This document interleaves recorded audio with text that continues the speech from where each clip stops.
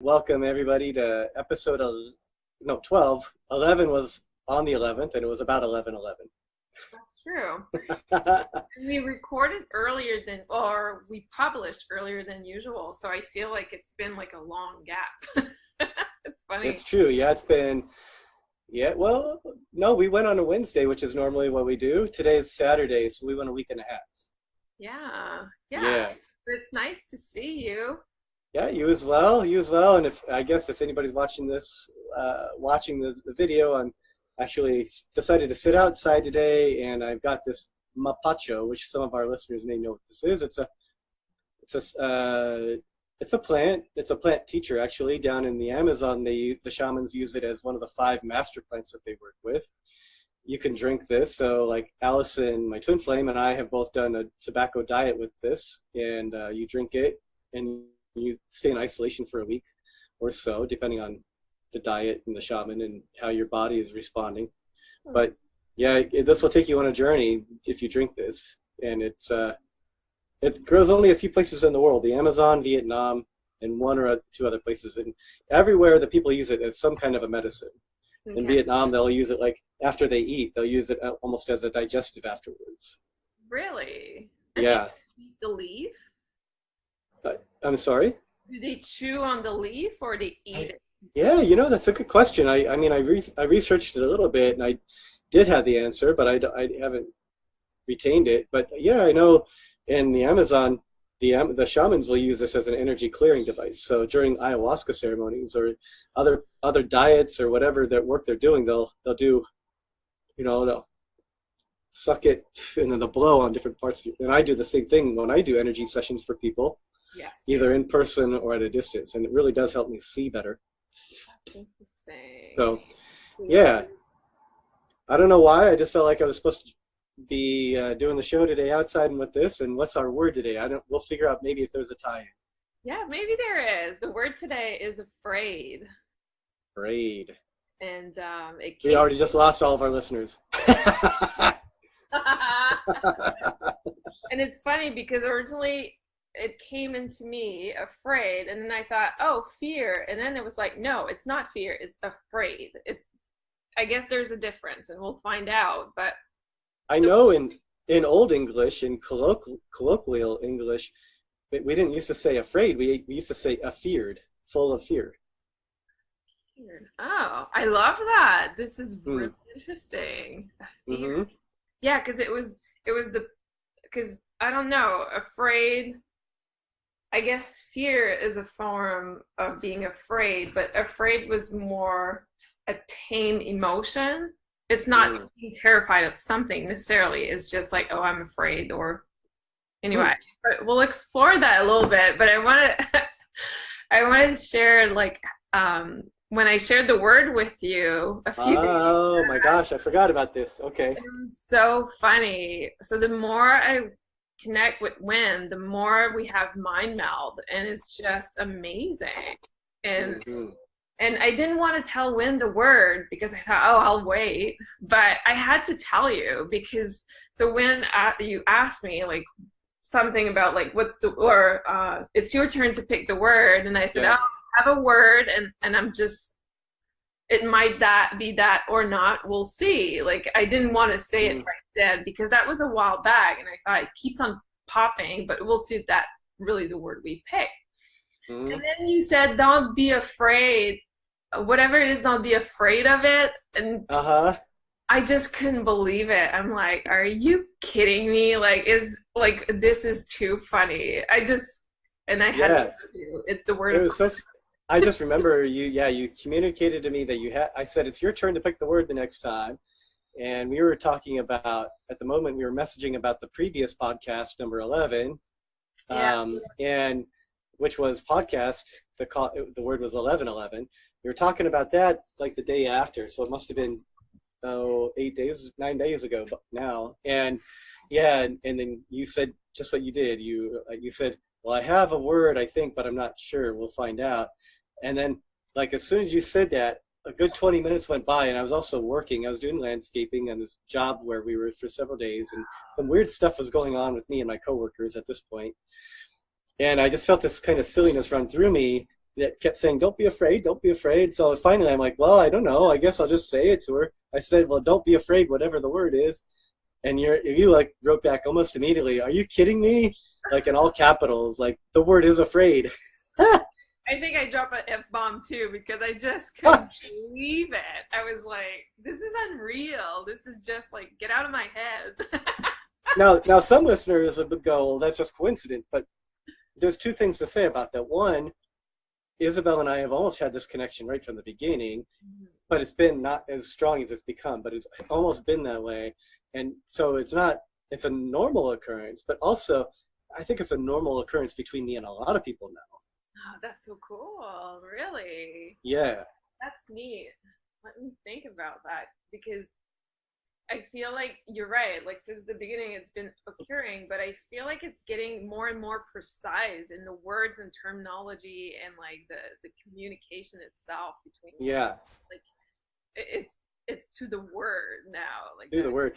I mean, it's very, very specific. It's for sure, and I think that's a thing. And I wonder, like that alone is something that I have experienced that causes a lot of fear when we start to become more telepathic, because it's like we start to feel that we're invaded and we have no privacy even in our thought land. And I think at first that's daunting, but the truth is, if you're listening and you are aware that the world is shifting, you have to be aware that all we're doing is shifting into our higher evolved selves. Yeah. And our higher evolved selves have no boundaries. They have no separation. There is no duality. There's no you and me. There's no a wall between us. There's no my bedroom, your bedroom. There's no my house, your house, my yard, your yard, my country, your country. Yeah. None of that exists in our true higher form. And that true higher form is accessible in these bodies. So I have to wonder how much afraid, being the word, has to do with returning to oneness. But I guess, I don't know. I wonder why it came to you as a word. Well, I think it makes sense when you say that, because being afraid of something divides you. You feel disconnected to it. And often people are terrified or afraid of things they don't understand or they don't comprehend or just don't want to comprehend. So yeah. I think you're totally right. The less you become afraid, the more you feel connected. And one of the fear that most have is what? What is the fear that pretty much all humans have? Well, we have a fear of losing control. We have a fear of our basic needs not being met. But what are you talking about? I'm talking about the fear of death. Being afraid of death. And when it's not even in my mind anymore. Like, I don't even know. I'm not afraid of death. But because you understand the oneness, I think that fear goes away, right? Like I don't know about you, but for me, I'm not afraid. And we've talked about that. I don't fear death anymore. Like I'm not afraid. Oh, we did talk about this. And I think it was at the time we were talking about the void, when you realize that you're connected to everything, you've experienced death in some ways, right? The death itself, which I think move you away from being afraid of death, which is the ultimate understanding that you're connected to everything and you never really die. So that reminds me of the beginning of my awakening. For some reason, I felt really, really compelled to watch the original movie Jesus Christ Superstar, based off of the Broadway play, which most people will know was Andrew Lloyd Webber of Phantom of the Opera. And now that came out in the 70s, the movie, and the play had been out for a couple years before that. And my dad used to play that movie and the soundtrack to it a lot. But for some reason, like, here it was, I'm 41, 42, going through this beginning of the crazy awakening, and just like, I have to watch this over and over and over and listen to the soundtrack. And at one point in there, Jesus, the character of Jesus, sings, "To conquer death, you only have to die." Huh. And I could comprehend it at the time, but I hadn't gone through any big ego deaths, or even, I mean, literally, the person that I had been has died. That person, and there's only shreds of that person remaining. And even now, there's like old parts of that dying, making me more and more present in myself at all times. The part of that person was always hesitant, or living the world, the structured world of what everybody expects and things like that. So the death process with me has been ongoing, many deaths per year for several years. Yeah. And I understand now that line from the, and maybe somebody who understands the Bible would be able to help us out, but I think Christ actually said something of that nature, because if Christ was a real master, then Christ would have known the same thing that I have experienced, that probably a lot of people have. The more we become mystical, truly mystical, not philosophically mystical, but truly like energetically mystical, it's because we go through these shifts where parts of ourselves die and we become more and more of our divine presence. Yeah, I like that. That makes sense to me. Like it just align you, and it goes back to being afraid of things. It just align you back, and I'll challenge people who are our listeners. Like, what are you afraid of, and try to dig deeper into that, because often fear like shed light on so many things, like being afraid, especially animals. I know for me, animals has meant a lot. Like, I used to be afraid, and it became almost like what's the a phobia of spiders. Arachnophobia. Yeah, I was terrified of like spiders, and it would get to the core of my soul. Like, I would internally shake when I see them. And I can't remember what spiders represent, but I can tell you that today a spider could be crawling on me. I'll jump, maybe just because it surprised me, but I'm not terrified or afraid of it. And for me, that's crazy growth. Like, to think that once I was really afraid of them. And so all those pieces like shed light into some type of part of the personality or part of our self that needs to come to light, needs to move away from the shadow. Well, what do spiders represent generically? Obviously, they mean something specific to each person at each moment they appear, and depending on the type of spider and how it appears. But generically, what do spiders represent? I don't know. I'm not sure. Something about they weave webs, right? Yeah. So isn't it something about creativity and even like a feminine aspect? Yeah, that could be, definitely. Yeah. So if we're afraid of spiders, then if you by even mathematical, by process of whatever substitution, right? Like, take the spider out, you're out of there, and just go for the symbology. So we're afraid of our creative selves and our feminine. Right? Inside of us. And that makes sense, because way back then I wasn't stepping into my femininity, and I was probably not creative. Well, I mean, I wasn't allowing myself to be creative. So yeah, that makes sense. Absolutely. And so how funny, like, if that's true, like a spider appears to us, a brown recluse or a black widow or a daddy long legs, or some of the fucking spiders that I had in my bungalow in the Amazon. It's like, what the hell? Oh my God. They look so beastly, It's like, and all they represent, if in a generic sense, all they represent is your creativity, but probably other things too. But they just, spiders in a lot of parts of Peru, the native Peruvians, before Spanish speaking was there, they're even found in northern Peru, like an old buried civilization where when they found it, one of the buildings was all dedicated to spiders. Yeah. And like spider worship. So we have to think, so what were people when we were less technologically divided and whatever, like we've become, like, what were we honoring in spiders? Yeah.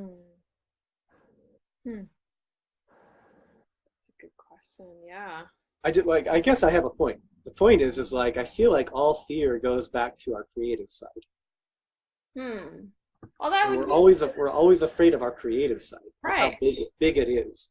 That's right, because it's our divine light. It's our inner self. It's our, like the ultimate creation, the creator, right? We talked about that with Allison when she was on the show about her book, and it's the era of the creator. So I'm curious to see if it's a time where people are facing their what they're afraid of, or if those fear are, well, just look at society, how we're so many people are feeding into fear for control. So it's really interesting. It so ubiquitous. It's really everywhere. Yeah, yeah.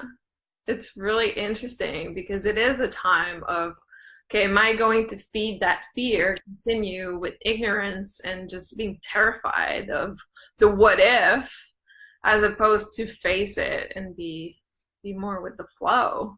Because it is your divine creator. It's your own creation. Yeah, I love that, Win. This is true. It goes back to your being creative. Totally. I've been, ever since you brought up the word afraid, I mentioned I was going through some weird stuff at work, and it's still prevalent there right now. And this week, this last few days, has been extra strong. And then Isabel, and then any followers I might have on my social media, be aware that just this morning I went to go eat breakfast, and on the path there was a squirrel, and it was like sitting in a drive path. So the road on my right, then the sidewalk that I'm walking on, and then a drive path into a house, and it was just sitting in the middle of that drive path. And as I got close to it, it almost kind of like approached me a little bit, but it wasn't moving away like squirrels usually do. It wasn't afraid, or if it was afraid, it wasn't afraid of me at this point. It probably had other things to worry about. So I sat with it for a little bit before I decided to reach out and touch it, because, you know, it might have something communicable if it bites me or, you know, scratches at me and brings blood out. So I wasn't actually afraid. I just didn't want it to be afraid and then react to me, you know? So I sat with it for a little while, and then I started to pet it, and then I gave it some Reiki, and the more I did that, the closer it would get to me. And it was just so tender. And anyway, so before I meditated, before I walked, I meditated, and my meditation was like, you're coming to the end of a cycle. This is what's going on with you. Like, you're having another death of an old aspect of yourself that's afraid to be who you are in the world. And that is a person, a being, not just a person really, a being completely in your own flow at all times without having to really think about it. And the people at work and certain other people in my life are playing this role of antagonist, like throwing energy at me, projecting a lot of anger and entitlement at me, making me go, wait, am I being entitled for wanting to just be in the moment and that everything is supposed to be playful? But I'm like, but this has been my truth for 48 years. Like, I came into the world going, no, you all have it wrong, but never knowing that how to communicate that or how to prove that. So I lived all these years trying to prove to people that they were right and I was wrong. But for some reason, I could never do that. I could never prove myself wrong. Right. And so here it is, like, I'm becoming more and more present and in the moment and playful. And it is not supposed to be hard. Literally at work yesterday, the last 2 days at work, I've been like, shit ain't supposed to be hard. You guys are a bunch of fucking dumbasses. Not meaning that you're really dumb, but meaning like your mind has been taught all wrong. This is supposed to be fun. You're making such a big deal out of what could be a very fun job, a fun experience. And I keep asking, well, is it my time to leave? Because I'm even having dreams that are telling me, like, you'll be leaving soon, and almost showing me how it's gonna play out. And yet parts of me feel like that's not true. It's not gonna leave, but just there's a shift in me that's like shifting to the point where that old part of myself is leaving the job.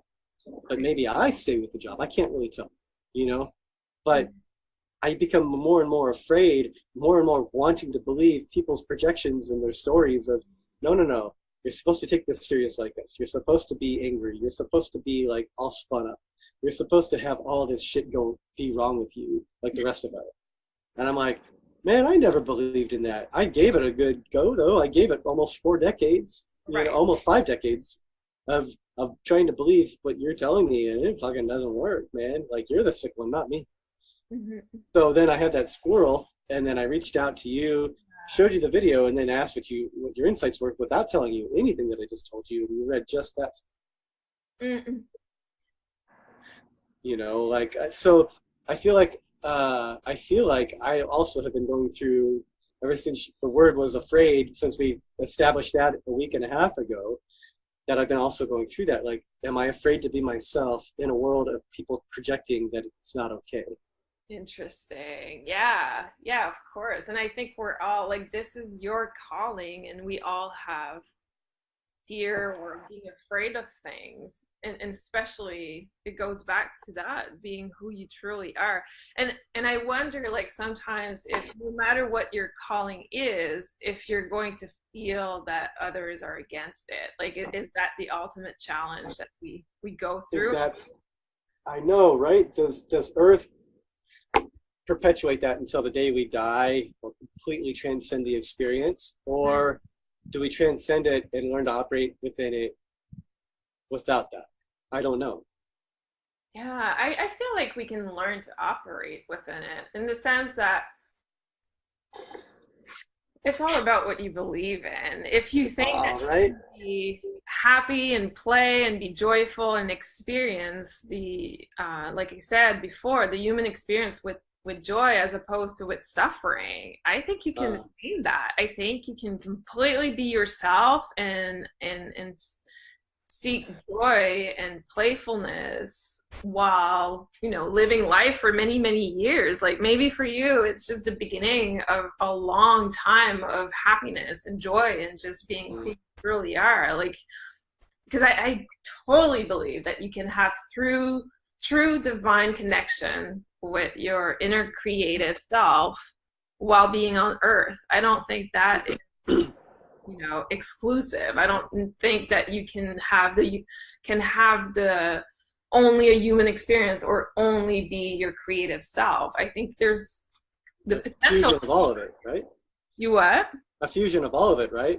Yeah, exactly. And that goes back to our podcast, which is synergy. It's all about that. I think that's the journey you and I are on, is to figure out, okay, how do we do this? How do we get there?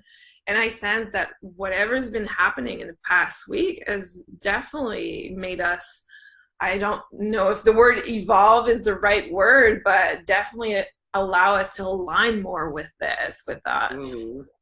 Because Yeah. and you touch on something that I really want to make clear with listeners, because a lot of people will see death of animals, and I want to make clear that the representation of when you see animals dying around you, it's not a bad sign. It's a sign that there's, if you connect really with the energy of the animal, which can be different from one person to the other. So for you, the squirrel meant something. It could have meant something completely different from someone else. So that's why it's important to touch on the energy of the animal. But if it dies, also the energy of the person experiencing that. You have to fuse the two together to get a bigger story. Yeah, exactly. And when the animal dies, just usually it signifies that there's something within you that is dying. Also, dying in the sense of ending a cycle, or ending an ending, basically. So I think it's great that you experience that. I know it's kind of sad that the little squirrel was dying, but at the same time, it's the beauty that connects us all, right? That whole nature aspect of it. So right, because again, going back to the quote again, I'm gonna guess it's from the Bible. I think all of Jesus Christ Superstar was taken directly from, like, Jesus's last days on earth. And I really do think he did say, to conquer death, you have to die. Well, that means you have to metaphorically die in yourself to overcome the fear of death. yeah. Because when you don't have fear of death, you realize that it's all timeless and spaceless, that there is no death. Native American tribes have a saying, we don't say goodbye, we just say until we meet again, which could be in this form or another form. Exactly. Yeah, exactly. And that goes back to, there's fear that will come back to us. There's things that I might not be afraid of something right now, and next week I'll be terrified of something. And when that happens, is just a matter of paying attention to it. Like, what is it trying to tell us? What is the cycle? If a cobra appeared in my house right now, which is impossible, they don't live in the U.S. except for in zoos or whatever. But if one appeared in my house right now, randomly, I'd probably have a lot of fear go through me. And yet cobra is one of my animals that works even in my dreams a lot with me. And I have a tattoo of one on my shoulder. But still, if it appeared to me, I'd probably still have that moment of terror, you know, because a strike from the cobra is probably not going to feel good. And who knows what it's going to cause my system to go through, right? And I love that you bring that up, because this is what makes us human. We have those primitive parts of us that is for survival also, which, you know, fear, any emotions are good. But if there is, are you going to be like terrified of cobra every day after that? And that is the question. Is it gonna last? The moment of fear is one thing, but when it lasts, it's another one. Like, if you cannot look at cobra pictures, or if you're terrified of your own tattoo, right. That's a different story, because you know, if someone came in with a gun right now, I would be terrified. Sure. And I would run away. But that's the survival. We need to survive, and we need those reaction to have, you know, to basically stay alive, physically alive. And yeah, just before all this weird stuff happened at work, almost like a day before, I always thought if I saw a bear in person, I'd probably be very afraid. And yet that day at lunch, like not even 2 weeks ago, we're at lunch at work, and a bear comes scooting by and just totally looking at us, and here we are eating our food.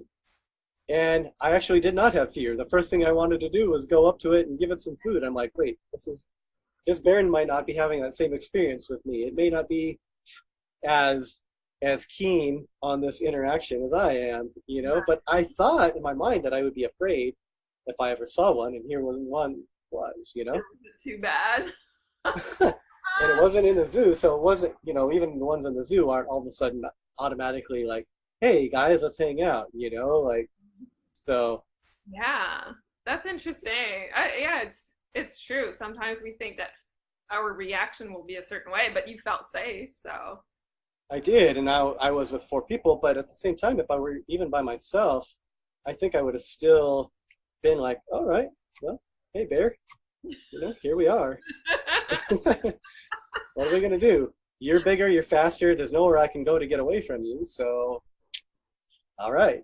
That's so interesting. I like that. Yeah, but yeah, being afraid of things can tell a lot of stuff about us. Like, and I like how fear and safety is so connected, and like safe. I know that we're going to get into theories right now, but when I study psychology, they talk about the Maslow hierarchy. Yeah, Maslow hierarchy, exactly. Basic needs. And in there's safety at right after your physical needs, you have the need for safety. And I always struggle with that, because for me, safety, it's not a physical aspect of us. It's actually psychological. It's your thoughts. Are you gonna be safe? And hearing you talk about your encounter of the bear makes me think that you probably connected also with the energy of the animal, and you didn't sense that the animal was going to attack you, or you didn't sense that. And I always find it interesting if you look at the news, for example, and have like group of people that are afraid together. Like it's that psychological fear, because sometimes you are actually safe, like you're physically safe, but yet your mind is still in the fear. And you know how we talk about like being the magician, the capacity to create and manifest anything, like that fear, that like a group of people having fear of something, are they actually creating manifesting the actual danger? Sometimes it's true because my coworker, one of the ones that actually been throwing the most anger towards me lately, as soon as he saw the bear first, and I was like, oh, so cool. And then all of a sudden he gets up, starts yelling and everything. And I'm like, that aggravated me. Oh, interesting. Because I was like, I think the bear was going to be totally fine if we would have just been chill. But now he created the energy of fear for the animal to respond to. That's it. And animals respond really intensely to fear. And it's like, I don't know if you've interacted with dogs that dogs are, was that a train? That was really loud. That's a train. Yeah, even if I was sitting inside, everybody, sorry, you'd still hear the train. It's very close to the house. That's funny because I have trains that goes by here too. Oh, funny. Maybe one day they'll be timed at the same time. And it's got to honk about 20 times because there's a few roads it crosses as it goes by here. So, my apologies, but maybe it's funny timing. It is funny. It's funny. Maybe it means, okay, Isabel's about to say something really important. But if it honks again, I'm not going to talk about it. Okay. I'm joking. We'll try. Open your mouth and see what happens. I was about to say that the other day I opened the front door and there was a dog, and it's the third floor of my apartment building dog, and that dog is terrified of everything. That dog breathes anxiety and fear. And I feel bad because it probably comes back from it's a dog that was in a shelter probably, so probably had a bad life experience. And when I opened the door, that dog had like some kind of pit bull in it, and I could see like the face. He started barking at me and was not happy. And people who don't have experience with dog would have probably been terrified of that dog. But I can communicate with animals, and two, I know where that dog's coming from. And all I did was like, wow, like, I'm not gonna hurt you. Like, I was just like, seriously, like, we've been living in the same house for 2 years. You should know me. And the dog completely stopped. It was so bizarre. But if I would have reacted with fear, the dog would have taken over and tried to be even more mean to you. To me. And it's interesting because when there is fear or when there is an attack, if you respond with fear, it's like it gets bigger, that attack, and gets more advantage of you. And I think it's a great analogy of how we sometimes allow others or to guide our life as opposed to take ownership, or as opposed to step into your powers, basically. Right? Yeah. And I'm and then in the spiritual community, I see it all the time. People will then be like, oh, they're a low-vibe person. They brought total drama to me. And well, no, now you're just being the same. Like, you haven't purged that out of yourself, which is why it happened. Yeah. It's not like you're not better than those people at all. You know, well, nobody is better than anybody to begin with, period, end of story. But to then go, I'm a spiritual snob and this person is like a douchebag. Well, if you're really coming from a place of really like having transcended that, I actually call people douchebags a lot. I also call myself a douchebag. But but if I mean, well, I'm actually getting it, 32 hours a week at work, 8 hours a day, and I have been since I worked there, and this has been 4.5, almost 5 months. Yeah. And it's just like it's constantly there, and I haven't really ever responded to it. But the less I respond to it, the more they try and bring it to me. And yet, this week I started to have some awesome, interesting breakthroughs where I was getting compliment upon compliment, and that never happens there. Nobody ever gets complimented for anything, But I've never once responded in kind with fear or anger, and yet I have called them douchebags. But obviously they're never responding with more anger to me because I'm doing that, because I'm in a seriously playful place when I'm doing it. Right. Right. I mean, I'm putting energy into the air, but I'm putting love energy into the air regardless of what I'm saying. So really it comes down to energy more than words, and yeah, we're all still animals. And so we do that when we do it on Facebook so much. Facebook is like the #1 culprit of everybody sitting in the safety of wherever they are, having wars back and forth, and it's all out of fear. It's all out of fear. It's fear meeting fear, meeting fear, meeting fear, meeting fear. Yeah. It's never resolving anything.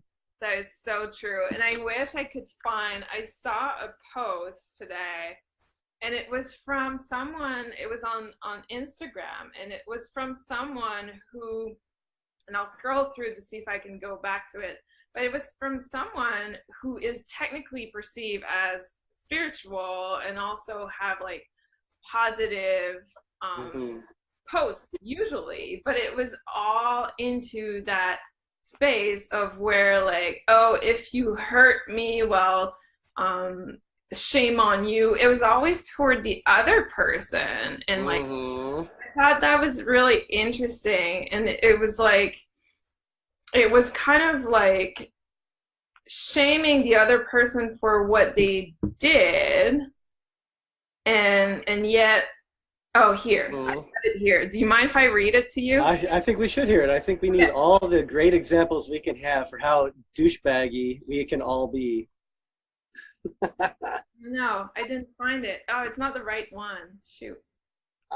I'm sorry. So maybe we No, keep trying. read it. But do you remember who it was? no, not exactly, because I follow so many people, and usually my Instagram post and my Facebook, I'm pretty proud of it because it's pretty clean. Like I rarely see stuff that is like it hurt, or whenever I don't feel okay about reading something, I just delete them. Yeah, exactly. Same. Yeah. Because I don't need that. But yeah.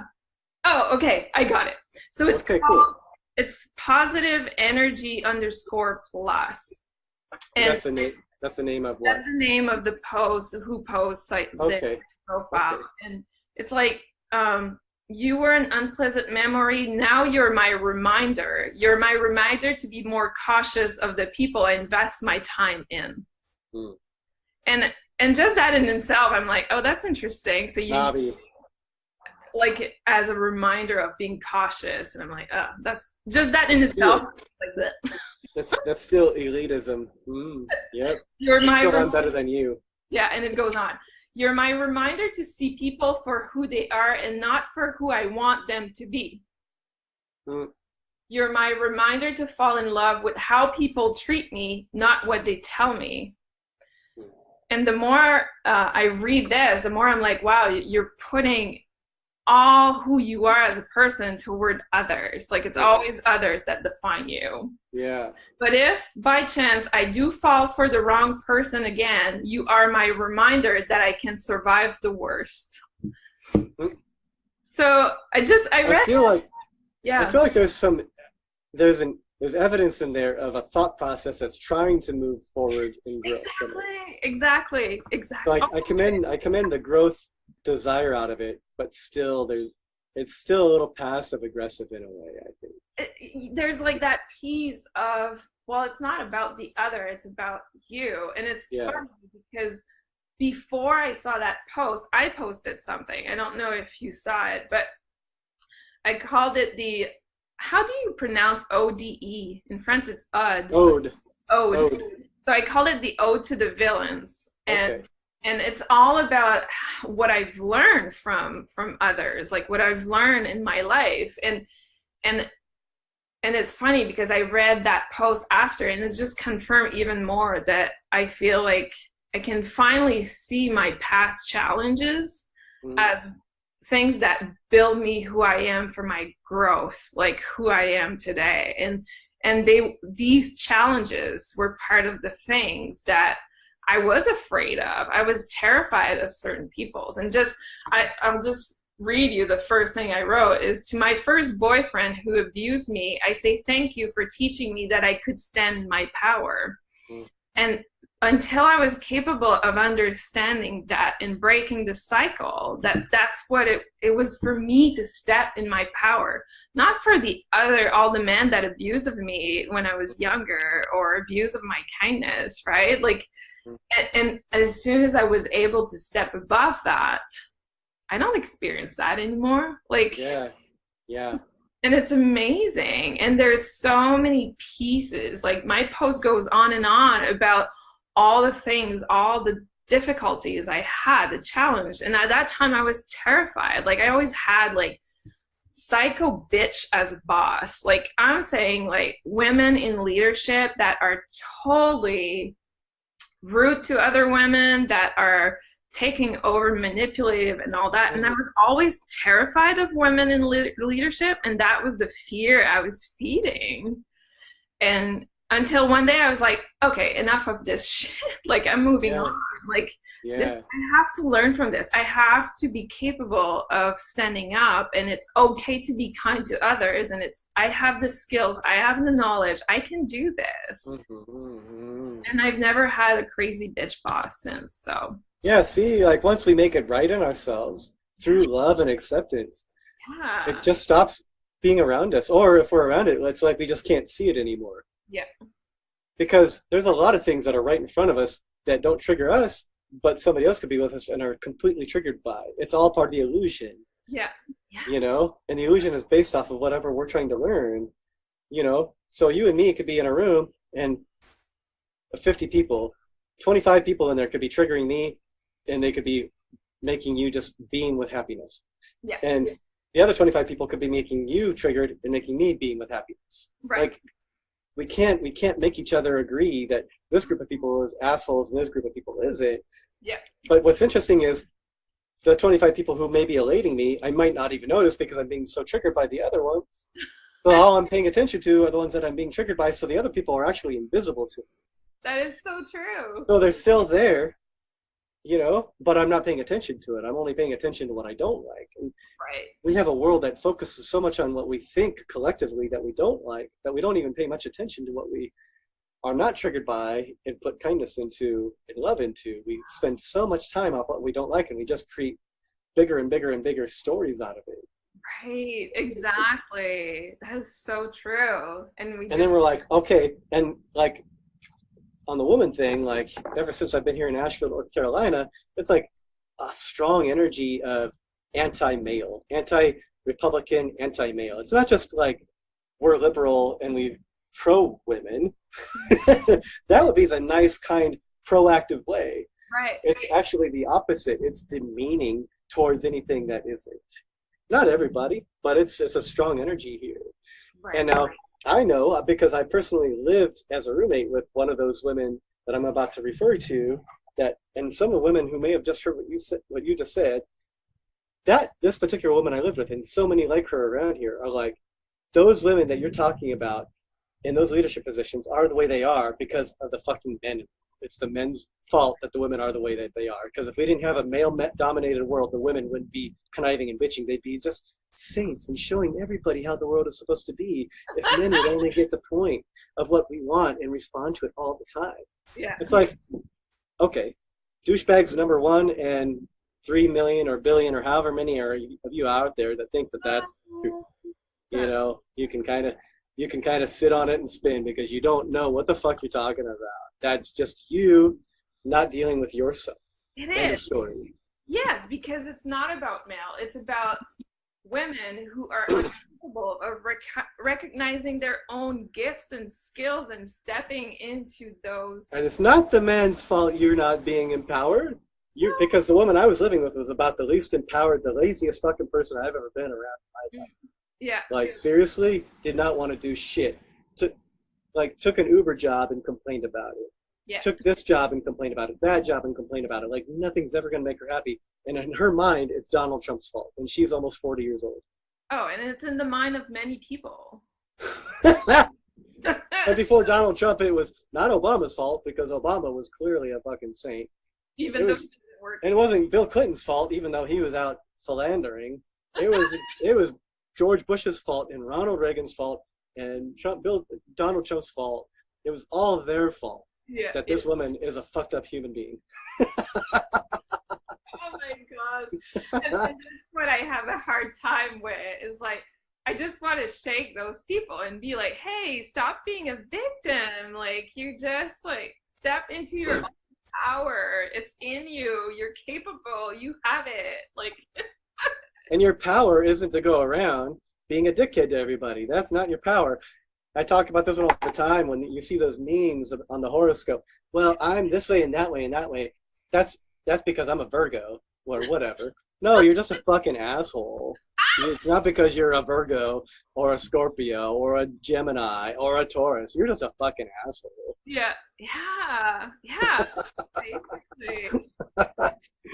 So interesting. And it's funny because, like, I don't know, like for me, it's just everything is a reflection of our inner scape. And if we just took the moment to appreciate, and it's okay to admit it. It's like I admit when there's things that triggers me or things I'm like, okay, I still have to deal with this.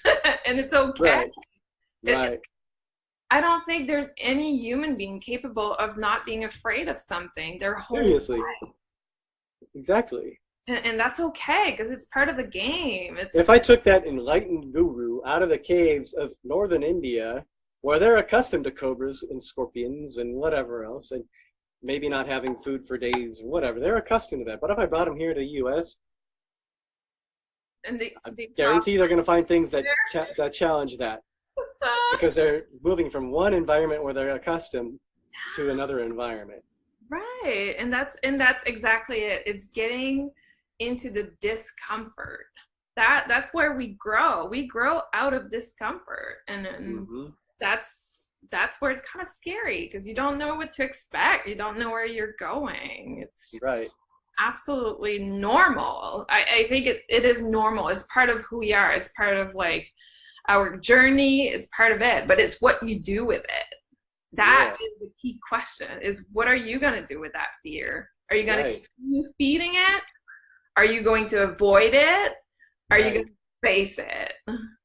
Yep. It's all personal acceptance and responsibility. And really good teachers will always say this, like, until you take accountability and responsibility for your entire life, from birth until however old you are now and going forward in a linear time fashion, until you take full accountability and responsibility, you will always be a victim.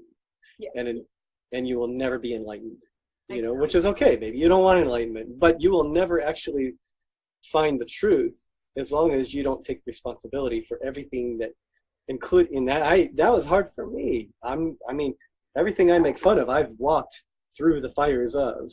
So, I mean, I literally moved to Los Angeles, coming up on 4 years ago with Allison. And like my first few days there, I was having a fucking blowout over Los Angeles traffic that was holding us up from getting to a meeting that I wanted to get to so badly and meet the people there. And we were stuck in unusual traffic. 6 miles took an hour and a half. Not super unusual for Los Angeles, but it was like there was no way to plan for that. It should have taken a half hour at most. And I was just losing my shit. And Allison goes, when are you going to stop like yelling at the universe like there's some they out there that's punishing you? Like, you got to take responsibility for how you feel. And I'm like, but this is happening, blah, blah, blah. She's like, it is your responsibility. It's your fault, but it's not a fault. You know, it's just like, it's teaching you, it's giving you the opportunity to look at yourself, you know, and say, because I feel like a victim right now. And she's honestly, we're going to get there and they're not even going to have started. They're going to be late. Watch. And sure enough, it was true. We got there, what was supposed to be late, and they hadn't even started yet because a couple key members hadn't even shown yet. And it was like, there was nothing to worry about. I would have been there early and maybe even more uncomfortable sitting there early because as it turned out, I never wanted to be around that community again. Interesting. You know, because they are the people we're talking about. Yeah. But the thing is, it's like I was making this whole woe is me victim douchebag mentality around like the universe is, no matter how hard I try, the universe is always delivering me something to punish me and hold me back from what I want. It was totally not even true. Right. That's so true. And you know, I think it was Thursday morning. I woke up and I was being a victim. Like, I woke up and I was angry. I was frustrated. The world sucked. But you know what? I was like, okay, today I'm going to be a victim. And I look at Austin and I said, I'm going to rant. And it's going to be pretty. All I need to do is to shut up and listen. And and I did it. And I kind of allowed myself to be in that space. And by doing that, I was over it within an hour or two. I was fine. And I even went to work and I told my colleague, I said, today I am what did I say? Today I'm irritated by everything and don't poke the bear. Oh, yeah, all right. But by 15 minutes later, I was laughing and having fun with my colleagues. It was almost like I gave myself the okay, and I told people that's what I'm doing. I'm being a victim. You can totally laugh at me if you want, but I just need to get it out. Yeah. And it worked out because I like that feeling was gone within, you know, an hour or 2 hours probably the most. Yeah. Yep. I've been actually experiencing a lot of that too over the last few weeks, and it's like the minute when I start to feel something, I'm just like, okay, I'm really backed up against a wall right now, so I'm going to communicate about it however I feel like I need to. And sure enough, within moments, the energy shifts, and I wouldn't say necessarily each time I'm laughing jovially and suddenly everything, because for me, I'm still surrounded by a lot of really projection energy right now. And for me, a lot of it is because I'm starting to learn how to just be present and play, you know. And part of that involves, like, for instance, my new partner as well, Taylor. Like, we both have people who are like almost attacking us daily, unexpected people, just like constant. It's like a relentless storm of attack for just wanting to play. Like, we simply just have this relationship being built upon magic and play and being in the moment. Yeah. And yet all these energies are coming at us of like of every possible naysaying, meanness, snideness, you name it. And normally what I would want to do is be a victim. But I realize how much I've grown since that time in Los Angeles, because that moment always appears in my thoughts whenever I start to get that way. Yeah. And those moments, like, they come, and then I'm like, but I'm not a victim. And then I start to take responsibility, and I'm like, well, okay, well, what am I asking people to play a role in this, like this kind of role for me for? And then I realized, because I'm afraid of being myself. I'm asking them to represent the part of me that's afraid to be myself, because they are still afraid of being themselves. But I'm not afraid of being myself, but I'm asking for a graduation from it. So I go in and I do meditative work with myself, saying, help me release this self from me, this energy from me, so I can move forward, because I know what I want, and I know I'm strong enough to be what I came here to be. And if I'm the only person in the world that represents that right now, I'm going to be okay. I'm not going to miss out on friends and good social interactions in life because I'm trying to be my best self. I'm not going to go hide in a cave like I initially thought when enlightenment started to come through me. I'm going to stay here, and I'm going to keep living through this. Yeah. And I'm going to have fun. And if people want to join, they will join. And if they don't, that's okay too. But if I'm the lone wolf out in the front of the pack doing everything that I want to do at each moment, at least I'll be happy. Right. And the more you accept that persona, I'll call it the persona because it's like a facet, like a part of you, the more you accept it, I'm sure the less you'll be feeling that resistance. Correct. And the more magic actually seems to come in. So actually I'm getting loads of the stuff that I am paying attention to more now. Yeah. The example of a room of 25 people bothering me, and the other 25 people will be brightening me, but I'm not paying attention to them because I'm paying so much attention to what I don't like. I'm actually paying attention to how much awesomeness is actually coming, magical, unexpected, whimsical things are coming in over. And the more I pay attention to those, the more they actually occur. The more I invite them in, and they're tipping the scales so that the fear energy is almost crushed and pushed away.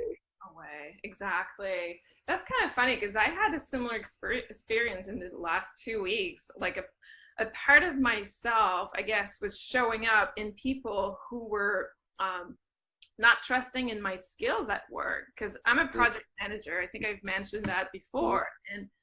And a lot of my clients did not trust in my skills, so they went ahead and did stuff without my involvement. Or they did stuff thinking I wouldn't be doing what I'm supposed to do as a project manager. So they were kind of operating out of fear that the project wouldn't happen. And it's funny because it happened at work, it happened with the Heart Center, and it happened with another group that I work with, because I do a lot of contract work outside of my regular job. And I kind of stop and I kind of had that reflection like you did when you said you went into meditation and kind of like, okay, I want to let go of this. Like, I'm done with this shit, basically. I want to move on. And what came up is like, these people don't trust in your skill because you don't trust in your own skill. I always seek approval from others into like, okay, like you did a great job or you're a happy client. I always seek that because that's part of like, I guess, how I was trained in the delivery of projects. And as soon as I was like, okay, I'm done with this. Like, if you don't trust in my skill, that's okay. Like, I'm not going to help you. And I'm done. Like, I'm done trying. And as soon as I did that, like, as soon as I let go of everything, I got so much recognition. And it's funny that you were saying that you got a lot of compliment because in the past 3 days, it's just been compliments. And on top of that, I got a promotion at work too, which is congratulations. Funny. Thank you. It was so funny. I was like, wow, I really needed to let go of this and stop being afraid that I couldn't be to the expectation. I couldn't meet the expectations of others, I guess. Yeah. Well, it's funny too, in that example of, I've picked on spiritual teachers my whole time during this awakening. And I recognize that part of what I am criticizing in them, one, I carry, and two, I'm afraid of being perceived as, even if I don't carry it. So I've had to let go to a degree of both, to a point where it's just like, I am going to be whoever I am, which kind of, when I think about, before you and I started the podcast, when we were communicating about formulating it, and I had just watched Wild Wild Country about Osho on Netflix, and I said I recognize how alike he and I are. The more I go into my journey, the more I see of Osho popping up and then like matching another thing of me, and I'm like, holy shit! It's just like I can't really see much difference there, including in large orgies and breaking people's bones, all these things. Like I can't see a difference in my perception of getting a tantric evolution going and what he was doing. And so but I also criticize Osho a lot, and he's my favorite, and I go, what am I afraid of the most? And I think you and I even had this dialogue, and I said to you, well, I recognize that if I become that large, there's nothing I can do about how people perceive me, and so and it just made me think about your own story. Like when you just got a promotion, what happens if you become that bitchy female leadership person despite your best efforts, or at least perceptibly so in other people's minds? There's nothing you can do about that. You could only do you. Right. And you're aware of these things along the way that you're trying to make sure you're not, but when you get to that point, you'll have done as much as you can. You'll just end up in that leadership position, and there's nothing you can do about how people perceive you. Right, but I think there's something to Osho and the bitchy boss I had is that they were personally afraid of something. Osho was afraid. Correct.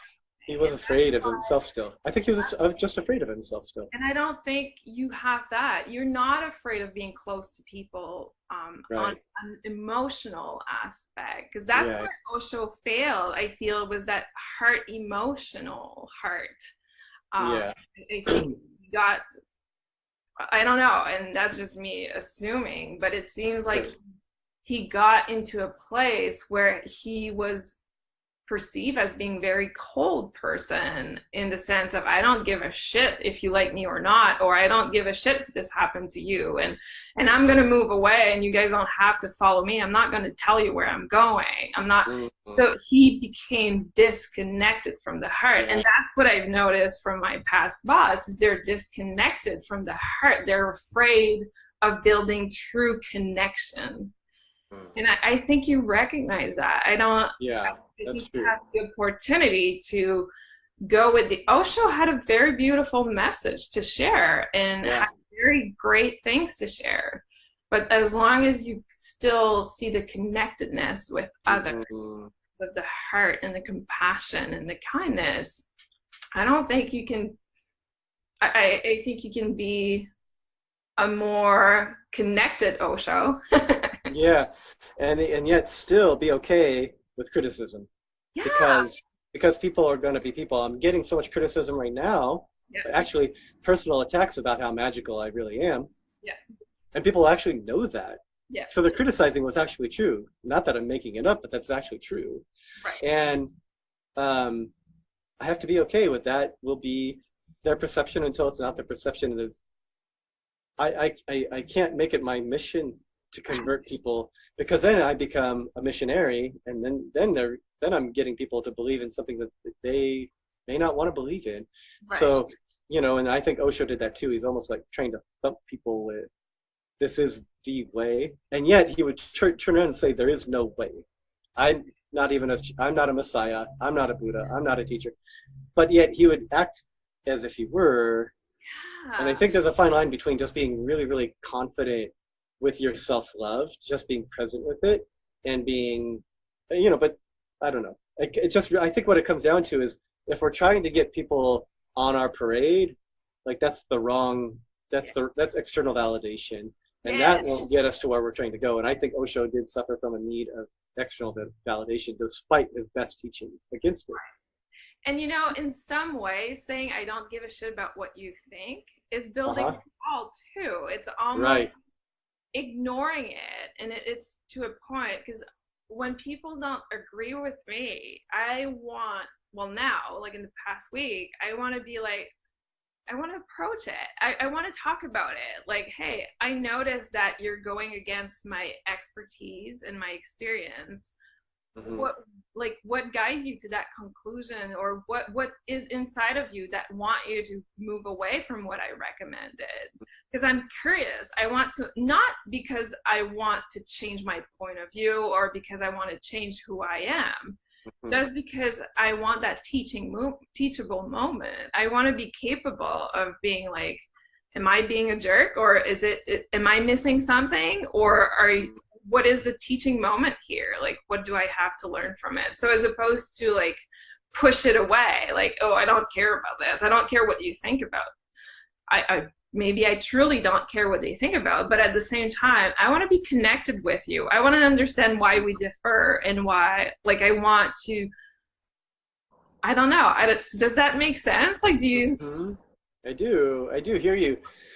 This whole past few minutes, I've been watching this spider that looks like a baby, the shape of a baby black widow, but it has the shape, but it's brownish, and it moves a little bit faster, and it's building a different kind of a web, but it's been going up and down the wall right next to the door of my apartment. It's right behind the screen here.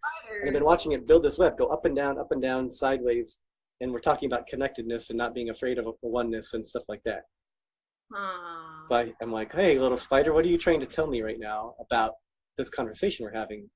Building a web of connectivity and oneness and stuff like that. But yet she's still moving the direction that she wants. Correct. Yeah, exactly. The spider already knows which way it's supposed to move without question. Nobody can offset that, except something could come and interfere with it. But the spider, unless the spider is dead, it's going to keep on doing what it does. Yeah. And that's just what we all ought to be doing. But on top of that, like, you said something that really struck me. Maybe all I needed to talk about was the spider and all that. Funny, but there it goes again. It's really unique to just sit and watch. This is what I was going to say. You have a want right now to ask other people. When I was a leader in the Navy, I did the same thing up to a point. And then I realized I trust myself without asking you. Yeah. I trust myself to observe through our interactions and whatnot, based off of your patterns, etc. With others, you know, I learned to observe like a spider does. It just observes whatever it's in its web. I just observe, and then I make assessments in myself. And so I do that now. I don't ask people for their feedback on whatever I do. It's not that I don't care. I learn to observe who they are, what they complain about typically, what they respond to favorably about, whether I think it's responding favorably out of ego or authenticity to themselves.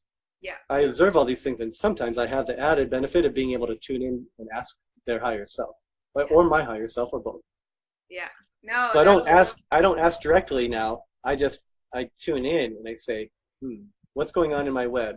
Like, I like okay, do I need to adjust for this? Are you just a sore loser right now? Um, you know, do I need to? yeah, But basically, I've learned that I was always right. I don't need to ask people. This absolutely. is where Donald Trump has it right and wrong. You don't need to ask people. However, you have, if you really want to be in oneness, you have to be perceptive about Yeah, not just the people that are on your side, yeah, seemingly, but the people who are seemingly not on your side. You have to, if you really want to grow in energy, and this is where Osho and those feminazi women that you worked for are wrong, is they're just saying I'm right, period. yeah. That's not my BS Boise State University professor a couple summers ago used to say, in Western culture, we have a serious lack of doubt. We don't doubt ourselves at all. We think we're automatically right all the time with every opinion, every thought. But those opinions and thoughts are formulated off of conditionings and pains more than they are off of quality oneness, sort of, because we don't have oneness. So they're not based off of anything holistic. They're based off of separation. Yeah. So we have, if we start to take oneness into consideration, we can start to reframe how we ask the questions and how we perceive the answer. Right. And then we could start to go, well, what makes the web stronger and larger, and so that more people are safe within the web, but not just because it's my web, but because it's a collective web where we're all our best. Yeah, yeah. And it's funny because I'm thinking now, like, some people are the fly that get entangled in the web and gets Right. right. Like they just get. Thanks for the sacrifice. You just fed us. Yeah, that's it. But seriously, if Yeah. that, and I'm sure you felt stuck in your life, and I have, Yes. listeners have too. So Yeah. I guess the moral is to really like be connected as opposed to be the enemy and come out of it and just Yeah. impose or try to impose yourself to the spider web, basically. And I know enough not to go into anybody's spider webs that won't be mutually co-creative. Yeah, yeah, absolutely. Some people. And that doesn't make them low vibe and me high vibe.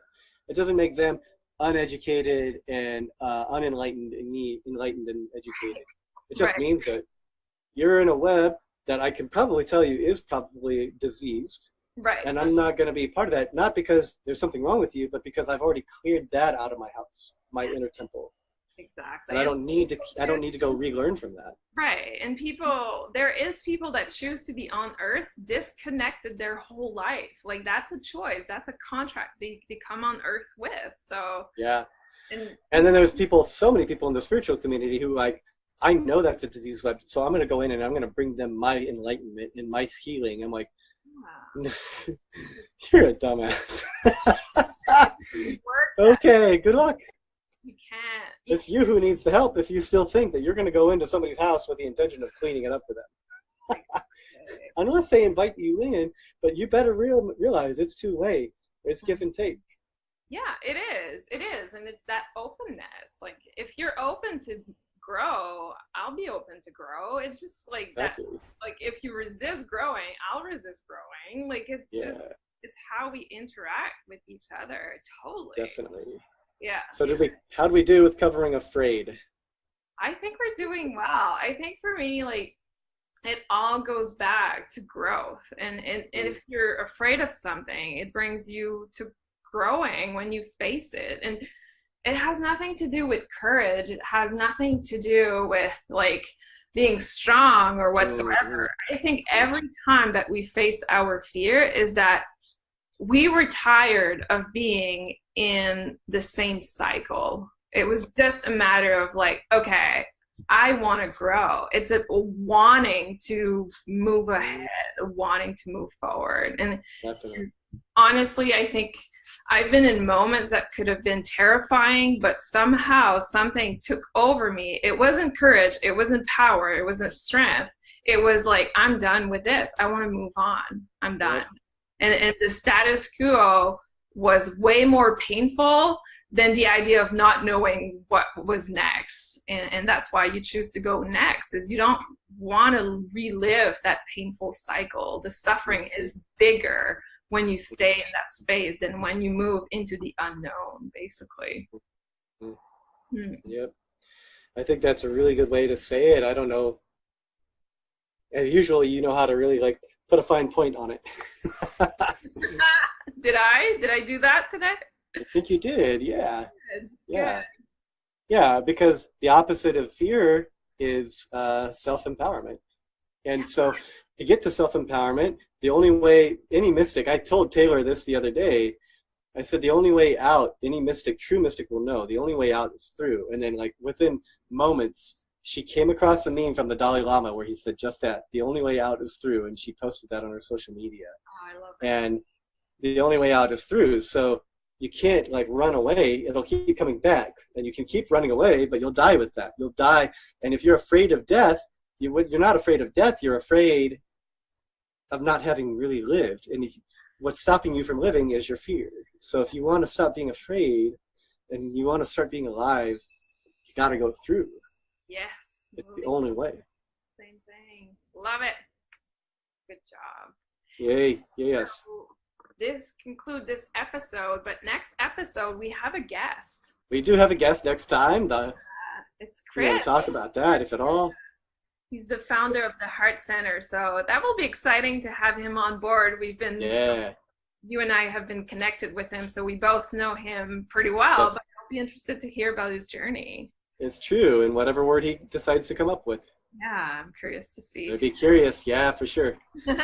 Well, thanks, Isabel, and thanks, listeners. Yeah, and enjoy the don't be afraid of life conclusion. Yeah, don't be afraid of yourself. Yeah. And don't be afraid of others through yourself, or yourself through others. Whatever makes sense. All right, see you, everyone.